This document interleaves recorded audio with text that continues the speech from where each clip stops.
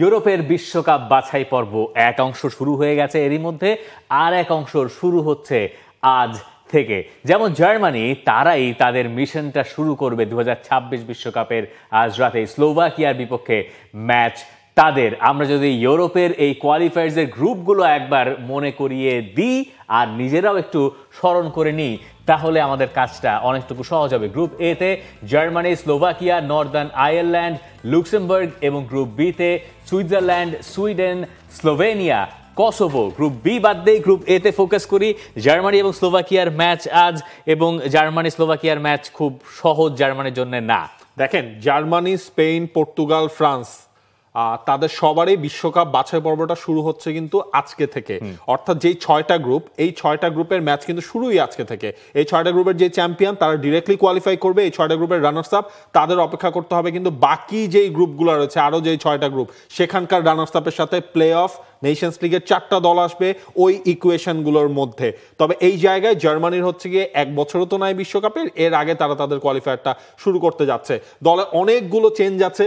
যেমন আপনি যদি পার্টিকুলারলি খেয়াল করেন যে টের স্টেগানকে আপনি হচ্ছে গিয়ে পাচ্ছেন না, সেই জায়গায় নতুন গোলকিপারকে বাজিয়ে দেখতে হবে নাগেলসম্যানকে। এছাড়াও আসলে বাকি যে ইকুয়েশনগুলো, ইউরো তো তাদের আসলে খুব ভালো যায়নি, এরপর বিগ টুর্নামেন্ট আসলে এইটাই বিশ্বকাপ। নেশনস লিগের সবশেষ দুটো ম্যাচে জার্মানি হেরেছিল। একটা তো তাদেরকে পর্তুগালের সাথে হারতে হলো, থার্ড প্লেস প্লে অফেও তাদেরকে হারতে হয়েছিল ফ্রান্সের কাছে। তো এই জার্মানি ইউরোর শেষটা আমি খুব খারাপ বলবো না তাদের জন্য, মন্দ ছিল না নাগেলসম্যানের জন্য। স্পেনের কাছেই তো তারা হেরেছে। সেই জার্মানি যখন স্লোভাকিয়ার সঙ্গে খেলবে, স্লোভাকিয়া এমন একটা অপোনেন্ট আপনাকে ভোরকে তারা দিতেই পারে। এবং ফ্লোরিয়ান ভার্টসকে নিয়ে আলাদা করে নাগেলসম্যান কথা বলছিলেন ম্যাচের আগের দিন প্রেস কনফারেন্সে যে তার দলের নাম্বার 10 খুবই ইম্পর্টেন্ট পিস। জামাল মুজিয়ালা যেহেতু নাই, ফ্লোরিয়ান ভার্টসের উপর আরেকটু বোধহয় চাপ বাড়বে, এবং আমরা আরেকবার এক্সপেক্ট করতে পারি যে মিডফিল্ডে সেখানে আপনি হয়তো আরও একবার ইয়োশুয়া কিমিখকে আমরা দেখবো, যেমনটা তিনি এখন বায়ার্ন মিউনিখের হয়ে মিডফিল্ড অপারেট করছেন। জার্মানি ভার্সেস স্লোভাকিয়া, আপনি বলবেন জার্মানি ফেভারিট, কিন্তু এত সহজে বলার সুযোগ নাই। গ্রুপ সি আর গ্রুপ ডিটা যদি আমরা একটু দেখে নেই, যেখানে আজ রাতেও ম্যাচ পাবো আমরা। Denmark, Greece, Scotland, Belarus, France, Ukraine, Iceland, Azerbaijan. France should go through easily, right? Exactly, এবং ফ্রান্স তাদের এই কোয়ালিফায়ারটা শুরু করবে ইউক্রেনের এগেইনস্টে ম্যাচ দিয়ে, দিদিয়ের দেশর দলে। এবার অবশ্য কিলিয়ান এমবাপ্পে আছেন এবং কিলিয়ান এমবাপ্পে খেলবেন, সেটা ধরেই নেওয়া যায়। ফ্রান্স এদিক থেকে ফেভারিট। গ্রুপ সি এর হিসেবটাও যদি আপনি করেন, সেখানে ডেনমার্ক, গ্রিস, স্কটল্যান্ড, বেলারুশের মধ্যে ডেনমার্ককেই হয়তো আসলে এগিয়ে রাখতে হবে এখন পর্যন্ত তাদের যেই ফর্ম রয়েছে। গ্রুপ ই এবং গ্রুপ এফ, সেখানে আপনি কাকে দেখবেন? নিশ্চয়ই পর্তুগালের দিকে অনেকের নজর থাকবে। Portugal, Hungary, Republic island, Armenia. এবং গ্রুপ ইতে আছে স্পেন, তুরস্ক, জর্জিয়া এবং বুলগেরিয়া। তুরস্ক জর্জিয়া একটা ভালো ম্যাচ, তাই না?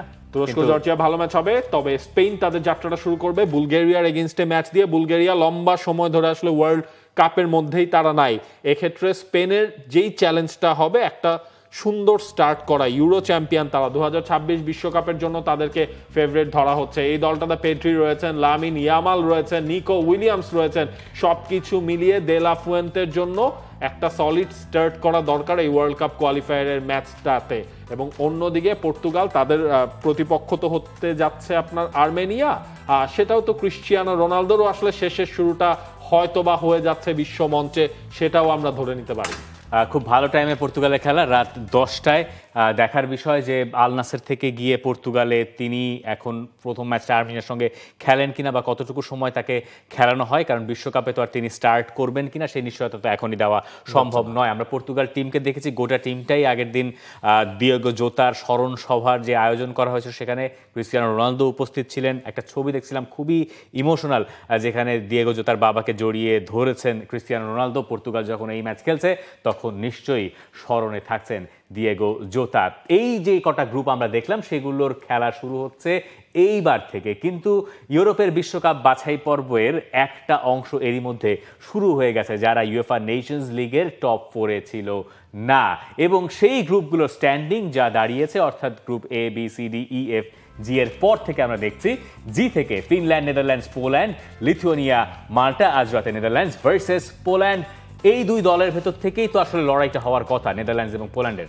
আর সেটা হওয়া তো কথা, এবং বাকি যেই জিনিসগুলো যদি আপনি দেখেন, নেদারল্যান্ডস এবং পোল্যান্ড তাদের মধ্যে কিন্তু পয়েন্টের কোনো ডিফারেন্স নাই। এখান থেকে কিন্তু গ্রুপ সেরা যে হবে তার কিন্তু ওই প্লে অফে যাওয়ার সুযোগ রয়েছে। সুতরাং যেই এতগুলো নাম, ফিনল্যান্ড এখন পর্যন্ত আপনার টপে রয়েছে, সেই ফিনল্যান্ডকেও কিন্তু টপকাতে হবে বাকি সময়গুলোর মধ্যে নেদারল্যান্ডসকে, না হলে হয়তো বা আপনি ওই যে ডাচ ফুটবলটা ওয়ার্ল্ড কাপে আপনি দেখতে পারবেন না। আমি সেটা চাই না, ডাচ ফুটবল সবাই দেখতে চায়।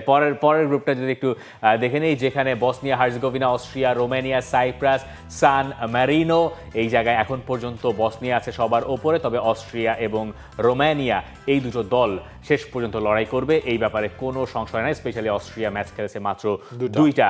পরের গ্রুপটাই আমার কাছে মনে হয় যে আসল গ্রুপ, এবং যে গ্রুপটাকে নিয়ে অনেক বেশি আলোচনা করা সম্ভব। নরওয়ে, ইসরায়েল, ইতালি, 4 বারের ওয়ার্ল্ড কাপ চ্যাম্পিয়নরা গত 2 বার খেলে নাই বিশ্বকাপ। সেই ইতালির আরেকটা নতুন শুরু হচ্ছে জেনেরো গাত্তুসোর আন্ডারে আজকে ফার্স্ট ম্যাচে, আজকে বলছি দুঃখিত, পরদিন ইতালি ভার্সেস এস্তোনিয়া। এই ম্যাচে ইতালিকে জিততেই পারতে হবে। সবশেষ ম্যাচের পরে, অর্থাৎ জুনের ওই উইন্ডোর পরে কোচ বরখাস্ত হয়েছিলেন লুচিয়ানো স্পালেত্তি, এরপরে গাত্তুসোকে নিয়ে আসা হলো 2006-এর ওয়ার্ল্ড কাপ উইনার। গাত্তুসোর আন্ডারে এস্তোনিয়ার বিপক্ষে ইতালির জয় ছাড়া আর কোনো উপায় নাই। ইনফ্যাক্ট এই গ্রুপে এর্লিং হল্যান্ডের সবার ওপরে। এই গ্রুপের স্ট্যান্ডিং অনুযায়ী বা ফিক্সচার অনুযায়ী শেষ ম্যাচটা ইতালি ভার্সেস নরওয়ে। ইতালি এরই মধ্যে নরওয়ের কাছে একবার হেরেছে। ইতালিকে যদি একবার মানে বিশ্বকাপ খেলতে হয়, তাদেরকে একটানা সব ম্যাচ জিতে যেতে হবে যদি নরওয়ে পাশে জিততে থাকে। দেখেন ইতালির সাথে এখন পয়েন্টের ডিফারেন্স নরওয়ের আপনি যদি হিসেব করেন সেই জায়গা হচ্ছে 9 পয়েন্টের ডিফারেন্স। অর্থাৎ বাকি যেই ম্যাচগুলো রয়েছে, ইতালি যদি কোনো একটা ম্যাচে আসলে পয়েন্ট ড্রপ করে, সেক্ষেত্রে ইতালিকে আপনি আরো একবার বিশ্ব ফুটবলের মঞ্চে আপনি হচ্ছে দেখবেন না ওয়ার্ল্ড কাপের স্টেজে। এটা কি কোনোভাবে আসলে মানা যায়? প্রত্যেকটা ওয়ার্ল্ড কাপের আগে দেখা যায় তারা কোয়ালিফায়ারে যে বাদ পড়ে যাচ্ছে, লাস্টের দিকে প্লে অফে যে, এই জিনিসটা ওই আফসোসটা আসলে রয়ে গেছে। এখন গাত্তুসো নিজে ওয়ার্ল্ড কাপ জিতেছিলেন, তিনি তার দলের এই অবস্থা তো দেখতে চাইবেন না। এবং এই গ্রুপে শীর্ষ দলটা বিশ্বকাপে সরাসরি যাবে, সেকেন্ড হওয়া দলটাকে প্লে অফ খেলতে হবে। ইতালিকে যদি প্লে অফ খেলতে হয়, আমি বলছি এটা, ইতালিকে প্লে অফ খেলতে হলে ইতালি আবার বিশ্বকাপের থেকে বাদ পড়বে। এবং এই যে জুজু তাদের ধরেছে, এইখান থেকে খুব সহসা রেহাই ইতালি পাবে কিনা তার অনেক কিছু নির্ভর করছে ইতালি এই ম্যাচটা কি করে নেগোশিয়েট করে। তো এই তো ইউরোপের বিশ্বকাপ ইংল্যান্ড সেখানে আসলে গ্রুপের শীর্ষেই রয়েছে। ইংল্যান্ডের যে গ্রুপটা, এর আগে নর্থ মেসিডোনিয়া, ওয়েলস অর্থাৎ গ্রুপ জে, সেই গ্রুপে গ্যারেথ বেলের উত্তরসূরিরা রয়েছেন 2 নম্বরে, 7 পয়েন্ট তাদের রয়েছে। এছাড়াও আসলে গ্রুপ কে, সেখানে ইংল্যান্ড সবার ওপরে, তারা 3 ম্যাচ শেষে পূর্ণ 9টা পয়েন্টই আসলে তারা পেয়েছে। তো এখান থেকে বোধহয় আলোচনার যা আছে যে ইংল্যান্ডের ম্যাচটার দিকে স্বাভাবিকভাবে, যেহেতু প্রিমিয়ার লিগ লোকে দেখেন, তাই ইংল্যান্ডের ম্যাচের দিকে হবে। কিন্তু ইংল্যান্ড ওই অর্থে চাপে নাই, তারা কম্পারেটিভলি অনেক ইজিয়ার গ্রুপই বোধহয় এখান থেকে পেয়েছে। বিশ্বকাপ বাছাই পর্বের ম্যাচগুলোই আসলে এই মুহূর্তে চলছে, যেহেতু ইন্টারন্যাশনাল ব্রেক আমরা বলছি, যদিও সেটা ফুটবলের দিক থেকে ব্রেক নয়। চেক রিপাবলিক, ক্রোয়েশিয়া, লুকা মদ্রিচ ছাড়া বিশ্বকাপ হয় নাকি? মানে এইটা 2 ম্যাচ শেষে 6 পয়েন্টটা, দেখা যাক ক্রোয়েশিয়া শেষ পর্যন্ত সবার ওপরে থাকতে পারে কিনা। ইউরোপের এই বিশ্বকাপ বাছাই পর্বের ম্যাচগুলোর প্রেডিকশন আপনি আমাদেরকে জানাতে পারেন কমেন্ট সেকশনে। For more updates, subscribe to our YouTube channel and click on the bell icon. Follow us on Facebook and Instagram. Download T-Sports app to enjoy exciting games and highlights. Visit tsports.com.